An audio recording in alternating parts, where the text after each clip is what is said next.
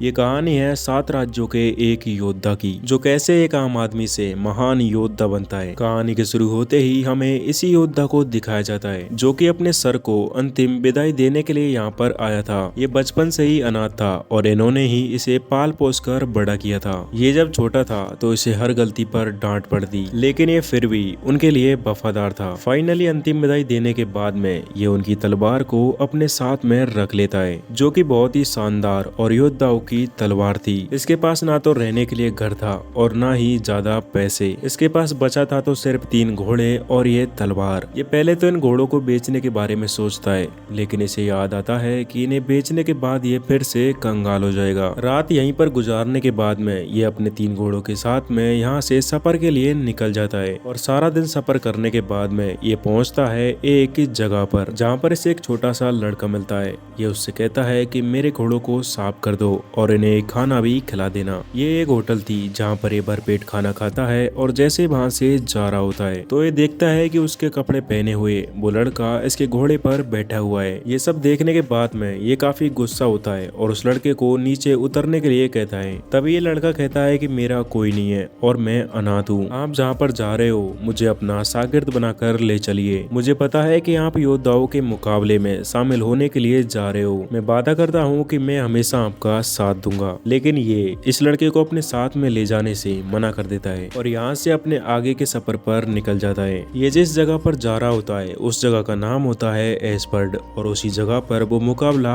होने वाला था। काफी देर सफर करने के बाद में फाइनली ये उस जगह पर पहुंच जाता है। वहाँ पर पहुंचने के बाद में ये प्रतियोगिता के मास्टर से मिलने के लिए जाता है। यहाँ पर इससे इसका नाम पूछा जाता है तो ये बताता है कि मेरा नाम है डंक, यानी कि सर डंकन टॉल। मैं पहले एक योद्धा का शागिर्द रह चुका हूँ, लेकिन मास्टर कहता है कि तुम तो किसान लगते हो और मैं किसी ऐसे को ही राजशाही योद्धाओं से मुकाबला नहीं करवा सकता। अगर तुम्हें प्रतियोगिता में भाग लेना है तो तुम्हें किसी की गवाही दिलवानी होगी और वो भी किसी योद्धा की। अब डंकन टॉल यहाँ से निकलने के बाद में वो जाता है मैनफर्ड के पास में ताकि वो उसकी गवाही दे सके, लेकिन कुछ लड़कियां बताती हैं कि वो अभी सो रहे हैं, जो कि अभी उन्हें कुछ खास तरह का आराम देकर आई थी, जिसको आप समझ सकते हो। ये लड़कियां कहती है कि अगर तुम हमें चांदी का सिक्का दोगे तो तुम्हारा काम बन जाएगा, लेकिन डंकन के पास में चांदी का सिक्का नहीं होता। तो ये लड़कियां इसे यहाँ से ये कहकर भेज देती है कि उनसे मिलने के लिए शाम को आना। थोड़ी आगे जाने के बाद में 2 कजन आपस में लड़ रहे होते हैं एंड एक के हारने के बाद में ये डंकन को लड़ने के लिए कहता है, लेकिन डंकन ये कहकर मना कर देता है कि मुझे अभी कुछ काम है, इसलिए मैं यहाँ से जा रहा हूँ। और तो और इसका मजाक उड़ाने के बाद में भी ये उनसे कुछ भी नहीं कहता। यहाँ से निकलने के बाद में ये पहुँचता है एक नदी किनारे, जहाँ पर ये नहाता है और अपने कपड़े धोकर शाम होने तक फिर से वहीं पर पहुँच जाता है। यहाँ पर पहुँचने के बाद में ये जाता है फिर से उन्हीं लड़कियों के पास में जो कि इसको मना कर देती है। अब थका हारने के बाद में ये ऐसे ही घूम रहा होता है, तभी एक आदमी आता है जो कि उस टाइम फाइट कर रहा था।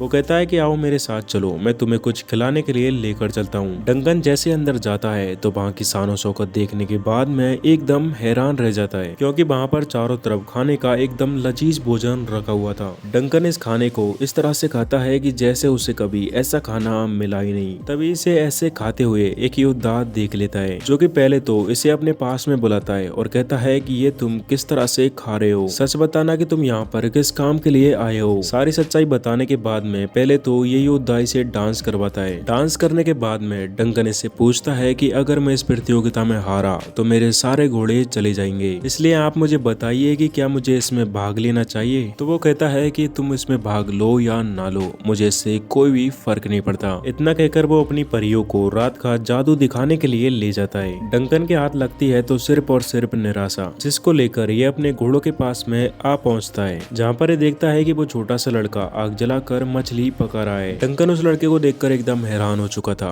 और वो उससे कहता है कि ये लड़के तुम यहाँ पर कैसे और क्यों आए। ये लड़का कहता है कि मुझे अपना शागिर्द बना लीजिए, मैं आपके लिए सब कुछ करूंगा। मैंने घोड़ों को साफ कर दिया है और आपके लिए खाना भी तैयार है। मुझे आते टाइम एक बैलगाड़ी मिल गई थी और मैं उसी में बैठकर यहाँ पर आया हूँ। डंकन कहता है कि तुम्हें वापस अपने घर पर जाना चाहिए और अगर तुम नहीं गए तो मैं खुद तुम्हें छोड़ कर आऊंगा। तो ये लड़का कहता है कि आपको मुझे छोड़ने के लिए किंग्स लैंडिंग जाना पड़ेगा। अब डंकन को मजबूरन उसे अपने साथ में रखना पड़ता पड़ता है। ये लड़का कहता है कि मेरा नाम एग है। कुछ देर बातचीत करने के बाद में डंकन उसे अपना शागिर्द बनाने के लिए मान जाता है। डंकन कहता है कि एक बात तो पक्की है, मैं तुम्हें कभी भी भूखा नहीं सोने दूंगा। अब ये दोनों तारों को निहारते हुए पेड़ों के बीच में अपनी रात गुजारने लगते हैं। एंड इसी के साथ में a knight of the seven kingdoms का एपिसोड 1 यहीं पर खत्म हो जाता है। अब सवाल ये उठता है कि क्या डंकन मुकाबला कर पाएगा और मुकाबले में क्या वो जीत पाएगा। इसका अगला एपिसोड जैसे रिलीज होगा तो आपको नोटिफिकेशन मिल जाएगा। तब तक मिलते हैं एक ऐसी अमेजिंग वीडियो के साथ। Take care.